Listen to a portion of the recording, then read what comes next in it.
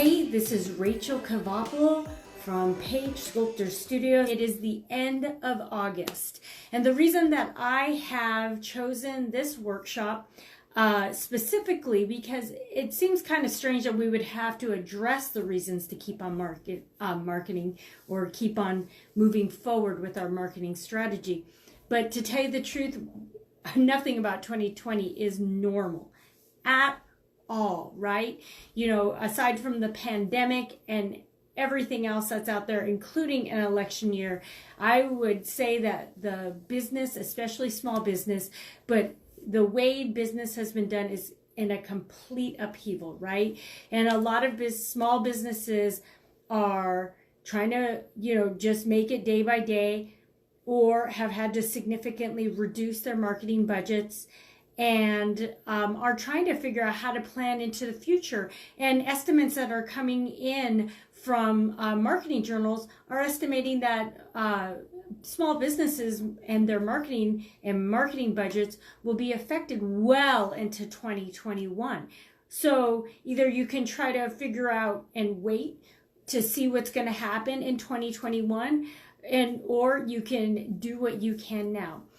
And I emphasize doing what you can now. There's an old study that showed during the last depression that, it was mostly focused on the Coca-Cola company, but the businesses that survived post any kind of economic problems of that time were ones that continued to advertise and to promote and to market in any way they can. So we are in a similar situation. And so the best thing that you can do for your company is to continue your marketing activities. So I have really actually boiled down the reasons, at least within the current time frame of the end of August, beginning of September, why you should continue marketing. And one is community support. Now, what do I mean by community support? It kind of depends on the size of the community that you're in, of course. Smaller communities, they tend to tie around their small businesses, particularly if they're owned by people who have lived there for a long time. If you live in larger communities, a lot of times they tend to, how can I say, they tend to form tribes around ones that have bigger brands or brands that have done more for the community. So even if everyone is not able to buy from you right now, they will definitely stay loyal to your brand and loyal as a tribe member and speak well about you. So community support is definitely a reason to keep marketing. So market to your tribes and make them feel included. The second one is to be visible, or the other term that they use is top of mind. You want to stay top of mind and stay there. You don't want to just kind of drop out of existence and then have people forget about you. And so, because whether you're a seasonal business or not, we definitely have a holiday season coming up in which you are going, inevitably people are going to start buying gifts for the holidays, even if they aren't as expensive or lavish as they've been in the past. Or people may buy a smaller amount of lavish gifts. So you want to stay visible so you can stay top of mind, especially as we're moving into the holiday season. And the third reason is opportunities. Now, what I mean by opportunities is kind of, there's a variety of ways to describe opportunities. One could be collaborations, right? There's like all sorts of unexpected collaborations that can come about. An organization may have a need for a product or service that you offer in one way or the other. It could be through a cross promotion. It could be through working on a community project. It could be, or it could be on supporting a cause, working with another organization, working with another business. So that is one of the reasons to keep marketing, is for opportunities. So one of the ways that I encourage people to keep marketing is is promotions is always seems to be the big one, right? People are always focused on promoting. But really you need to look at your whole marketing mix. So the 4 components are product, you have price, you have place, and you have promotion. So when people think about marketing, they often think about the promotion aspect, which is really only 1/4 of what's going on. Product, price, place, and promotion. And so let's start with product or service, right? So this is what you have to offer to your customer. And when you're looking at the marketing mix and the reasons to keep marketing, the first thing to do is look at your product. Now, I find that most businesses offer more than one product. And this is really where you're gonna have to touch base with your customers. Now, whether you're doing it one-on-one, in-store survey, SurveyMonkey, somehow really have a discussion with your customers about what is the most important product or service that they cannot live without. And you can get some of this information by looking at your business reports, your financial data. That will tell you a lot as far as sales, what products you're marketing or your customers can't live without. But talking as well, because that may surprise you. And also, not just asking about what's most important, but asking about your other products and services and why maybe they don't get as much attention from your customers or aren't purchased or used by your customers as much as the number 1, 2, 3, the bigger sellers. And then when you find out why, maybe there's 2 things that can happen, right? One, you're going to innovate on your product and service to better meet the needs of your customers, or number 2, you're going to drop that product or service completely, right? Happens all the time. You see it in phone apps, you see it in maybe fast food restaurants or any kind of restaurant that may change out their menu aside from just staying creative. You see it in auto services, you see it in stores, right? They change out their products based on what are top sellers and what their customers can't live without. So also when we talk about product, and this kind of ties in with promotion, look at the packaging of your product. A lot of times that will have an influence into how your customer sees your product. They may not, from the packaging, they may not understand what the purpose of the product is. They may not understand if it's really for them, or the message that it sends may not really resonate from them, even though it's a product that they might use. So evaluate the packaging of your product or how you communicate your service. So the number 2 one in the marketing mix is price. And of all of the ones that I would talk about fiddling with, your price is probably the very least to none that I say fiddle with. And here's why.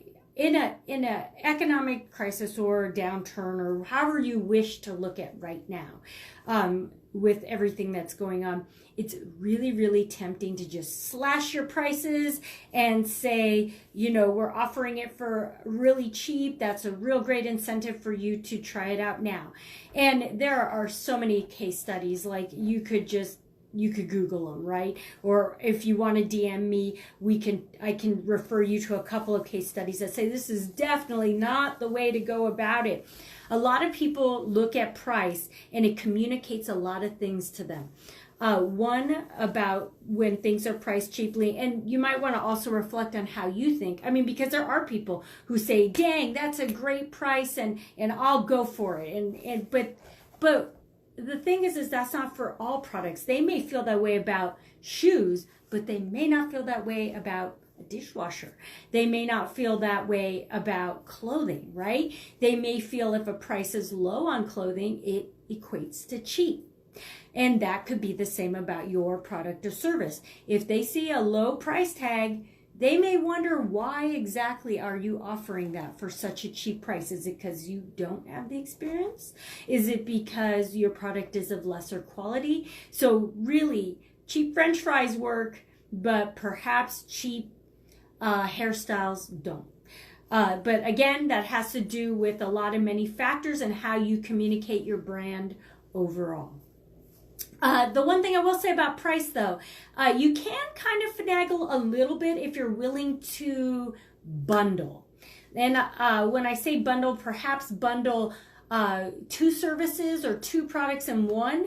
And then you can maybe finagle the price a little bit, but I would only do that in the short term.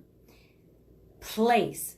Now this has kind of been a very surprising one for me lately, because most people, when they think of the place, they're like, oh my gosh, with the pandemic and either people not wanting to wear face masks to go into a store, or only allowing curbside pickup, or maybe not even being able to go in at all, we must immediately rush online. We must rush online to be able to sell our services. And in a lot of ways, I mean, this is not wrong, right? I mean, look at restaurants with like, say, Grubhub or Uber or something like that. They've been able to sustain by having takeout services or deliver services through such services like Grubhub. So for the restaurant industry, it has been a lifesaver to be able to go online.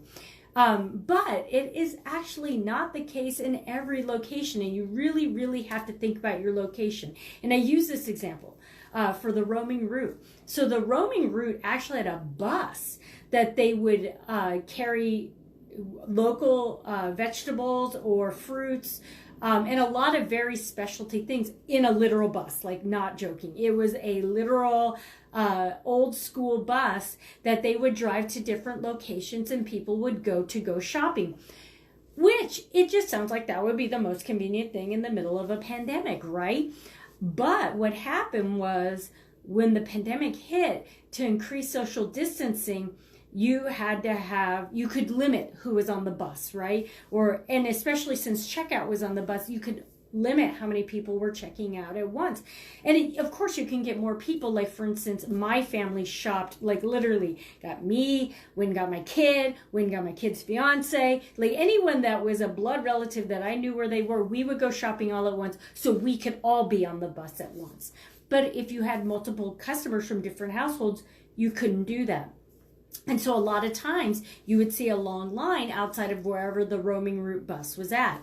There were different factors that also played into the fact that roaming route got an actual location, but definitely space was one of them. So having a stable location actually paid off for roaming route because they could now have more people in the store, because the store was the actual storefront had more space that allowed for more social distancing and allowed for more interaction all at once. There was no longer the line outside. When I also talk about place, I talk about distribution as well, which kind of changed in that fact. And curbside pickup is definitely one of them. Other distributions have to do with online distributions, not just in online as far as selling stuff online. So Frosty Feet has online gait analysis. Now, gait analysis, we mean for running shoes, right? And when you pick out running shoes, you can have like neutral shoes. You can have shoes that have support. You can have shoes that are better for walkers, better for runners. And one of the services that Frosty Feet offers is gait analysis to determine whether you can just have your plain old Jane old neutral shoe, or whether you are a candidate for a support shoe. So Stacy, the owner, she distributes this service online through Zoom, through Facebook, Messenger, or any other Surface, Google Hangouts, Google Meet. So that way she can continue to offer that service. And we're in Alaska, we're in a little different situation in that service will probably never go away from an online distribution, because we have so many communities. Nana's 55 miles away. Delta is probably like 86. And there are customers that actually will drive all the way into Fairbanks to buy shoes, but having the gate analysis ahead of time really kind of helps that out. So think about your place where you're selling, whether it's online, whether it's in a retail front, whether the distribution your service and product will go to them, or whether they will come to you in some entirely different format. Aerial View had their classes, a majority of their classes, outside. And so during the summer, with the exception of rain, because we didn't have tents, or they didn't have tents, the classes were held outside. And I think there were different aerial classes, companies that held their classes outside as well. Now, Alaska's heading into winter, and so perhaps that will change the thing. People will have to go outside, and there'll be 50% capacity because that's what our mandate allows, for health and safety. But a lot of you in the lower 48, you have much longer summers. So think about whether you can distribute outside. The last one now of all the marketing mixes is promotion. Little pinky one, right? So 1/4, and that's the one that we had been working on most, right? Developing media and content for promotion. And right now, that's the one that's probably also in a big influx, not just from budgets budgets. A lot of it is budgets being cut. The extensive media development that we would do with a lot of our clients, that is just not happening right now. And so, for instance, for us, when that became an issue and those media budgets were cut, we pivoted and focused more on our marketing aspects, right? And we focused more on developing marketing campaigns and working with our clients on focusing on organic reach, focusing on helping them promote their collaborations, and on long-term strategy. We ourselves also pivoted into more live feeds such as this, because if you look at our IG Lives, we don't have any. We did do some other Facebook Lives. I would consider us one of the early adopters of Facebook Live. But we haven't done many for the reasons that while we could promote our media and promote our services, a lot of times we weren't as focused on these kind of workshops of like we're doing now, of helping other organizations just say, hey, look at these basics, and through this you will be able to keep on marketing. So what are some actions that so I've talked about reasons to keep marketing, right? I've talked about different ways or different viewpoints to take of the marketing mix. So what are some real things that can happen right now? So the first thing is look at your marketing mix, right? Look at every component, all 4 of them, and talk with your customers. Look at how you could perhaps bundle, but don't finagle with the price too much. That is really the one that I would say, unless it's absolutely necessary, and maybe, of course, make some exception for the holiday promotions, the holiday sales. Look at your place and your distribution, and look at your promotional mix. And when it comes back to promotion, I guess let's go back to that. Also think about promoting in new places that you never have, such as Instagram, or Facebook, or even just a whole other new platform. There's a lot coming out, so just think about it that way. Okay, so look at your marketing mix, right? Then after that, we're talking small changes, right? Look at whether you want to innovate a product, or a service. Look at whether you want to change the price. Look at whether you want to change in distribution or promotion. Don't do them all. Do something very, very small of a change or innovation or collaboration. And here's why. So you'll hear this buzzword called pivot, right? Yeah, we use it all the time when we do like startup communities or startup weekends. The word pivot is a huge, that is a thing. And a pivot, it merely means a small change when you've come upon a problem that isn't being addressed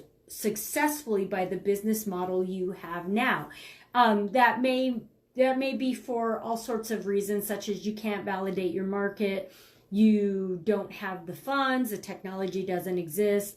There's a whole bunch of reasons that startups talk about pivots, right? And pivots are small changes. The people who really understand this concept are usually the most successful startup companies, right? They truly understand that a pivot is a small change. We're not talking huge change. We are talking small change or multiple small changes. And here's a way to think of it. What I call a pivot is, if necessary, could I reverse that change, right? I mean, not saying that you ever will, or not saying that you can, and I'm just saying is like in startup companies, but not saying that you ever will reverse it or that you'll get to reverse it anytime soon, but could you reverse it? And that is usually a small enough change. You may adopt the change permanently, but you could always go back. And a lot of times that's where the mistakes get made, is that people make irreversible changes.